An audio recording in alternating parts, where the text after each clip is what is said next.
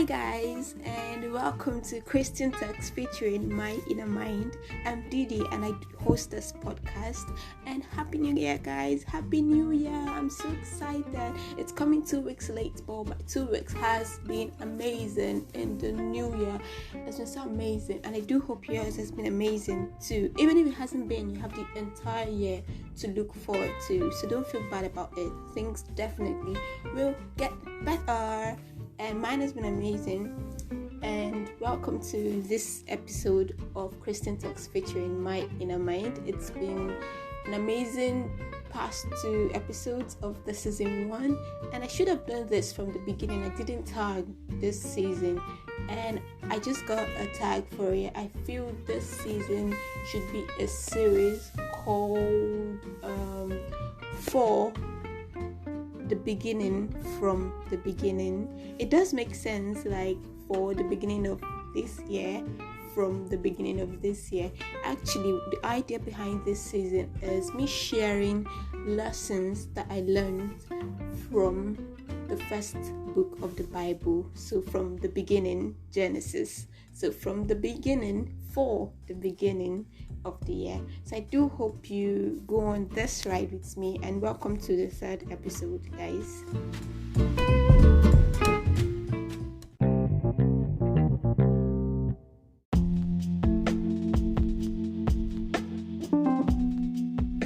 So this is the 3rd episode for this season of the podcast, and so far it's been amazing. We've talked about my Christmas miracle. We've also talked about chasing illusions, and today I feel led to talk about wholeness, steps in achieving wholeness from a personal point of view, personal experience again. So I do hope you enjoy this podcast today.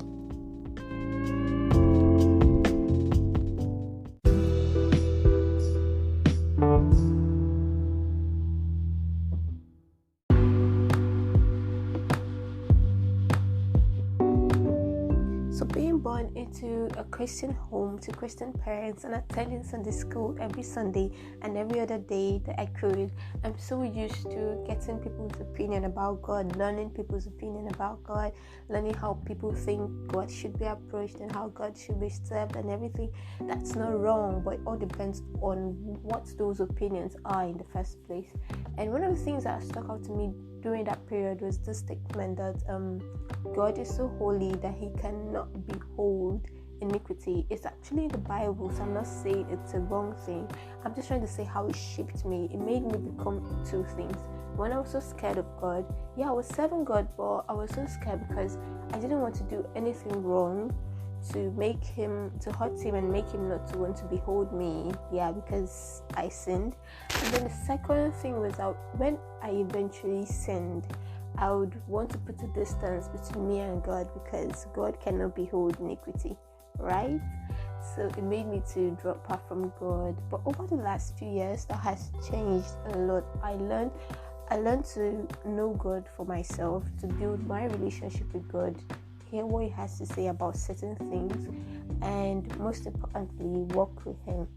And it came to my notice that I've been seeing it all wrong. Because I want to share something I read from the Bible with you. In Genesis chapter 12, talking about Abraham, Sarai, and the king of Egypt, Pharaoh then. So Abraham was married to Sarah, and they were going to Egypt because of this great famine. And Abraham looks at Egypt and he's like, if these people find out that Sarah is my wife, they're probably going to kill me to want to have Sarah. So you know what, Sarah? We're going to come up with a plan. We're going to say that you're my sister, and we're just going to get in there and act like brothers and sisters. And it sounded like a good plan, but Abraham didn't consider the fact that because she is his sister, maybe people will now want to have her, I guess. So on getting to Egypt, the plan probably started working out until Pharaoh saw Sarah and decided that, you know what, I'm going to want Sarah. I want her. She's beautiful and I could wife her, I guess. And so that's where Abraham's plan went wrong. it wasn't that he acted out of fear, but he didn't let the fear stop him from doing what was right, because it says there in one of the verses that Pharaoh entreated Abram with lots of gifts. So it's almost like paying a bride price. So you're like giving unknown to Pharaoh actually. So you're like paying gifts and like saying, okay, I want to take Sarah, your sister, and everything. And Abraham said yes, and Sarah said yes, and moved in with Pharaoh. So from my upbringing and the other Christian views I had while growing up, I would actually see why God shouldn't intervene in such a situation, because Abraham sinned. Abraham was someone that was already hearing from God, so he sinned by letting himself be moved by fear. He lied, then he gave his wife out. So then I would say Sarah kind of like committed adultery. So that was iniquity written all over there. But you know what God did? God stepped in. I don't know if they prayed, because that chapter didn't say they prayed or anything. But God stepped in and stopped Pharaoh from actually going ahead to sleep with Sarah or cause more confusion. So God stepped in, and Pharaoh came back to Abraham and was like, why didn't you tell me? Why didn't you tell me Sarah was your wife? Why did you do this? Why did you make me want to do this? And in the end, everything was sorted out, and Abraham took Sarah, his wife, and they moved on. And the next verse tells you how Abraham met with God somewhere and offered sacrifices to God and continued. All the other verses just tell you more about Abraham's walk with God, how Abraham grew closer to God. But that's not what I'm talking about right now. I actually want to dwell on what happened here. I didn't see where Abraham prayed for forgiveness or anything, but God stepped in.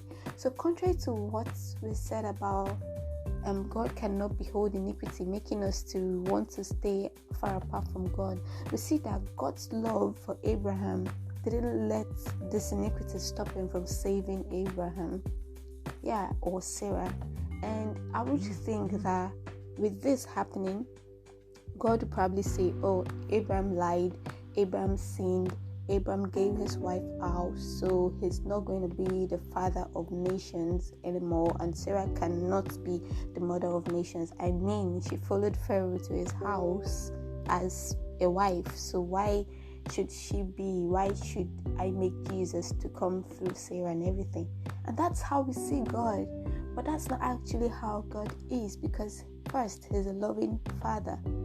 And so we see that irrespective of the fact that they sinned, God stepped in, corrected the situation, and helped them to live better. So that's the point in today's podcast, Wholeness. If you find out that you have sinned or you have gone far from God, don't feel the need to put a distance between you and God. It shouldn't stop you. It's just like a child. You know how little children, they will play, they will wrong their parents and everything, but then they still go back to their parents to tell them what they've done, and maybe the parent will come in and fix it and everything is fine and the relationship continues. That's how it should be with God. God is first a loving father. I've said it there again. So God is a loving father, and that shouldn't stop us. Because you committed one sin, you're not the one to write yourself off. You're not the one to judge yourself or anything. So allow God be God. Allow him to step in. Allow him to make you feel whole. Allow him to deal with that iniquity, because in the real sense, you are not the iniquity.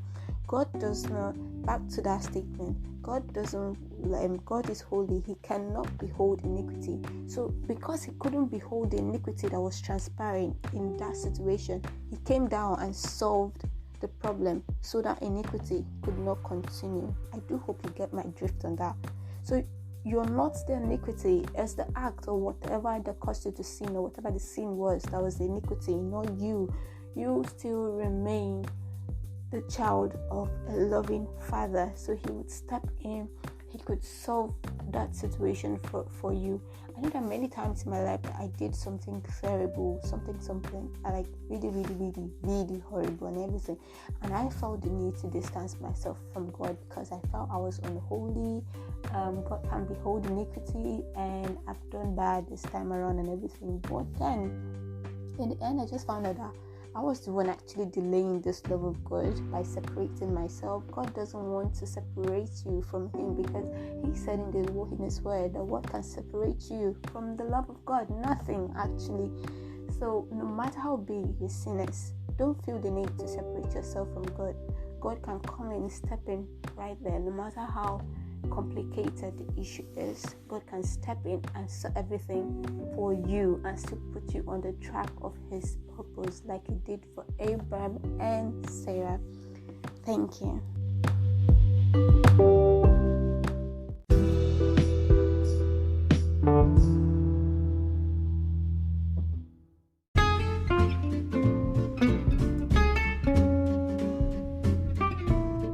So there you go, guys. That was what I learned from Genesis chapter 12 from verse 10 to 20. Wholeness. Yeah, you can't sin, but don't let it stop you from getting to know God, or don't let it stop you from letting God save you.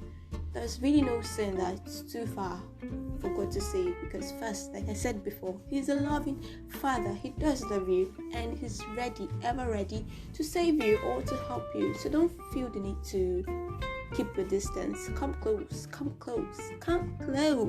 Yeah, I said that 3 times. I find reading the Bible very, very interesting, especially in King James. I did find it difficult many years ago, but today, surprisingly, or this period of my life, surprisingly, I find it humorous. Who else? There's that. I don't know. But thanks, guys. Thanks for coming this far on today's episode. Thank you.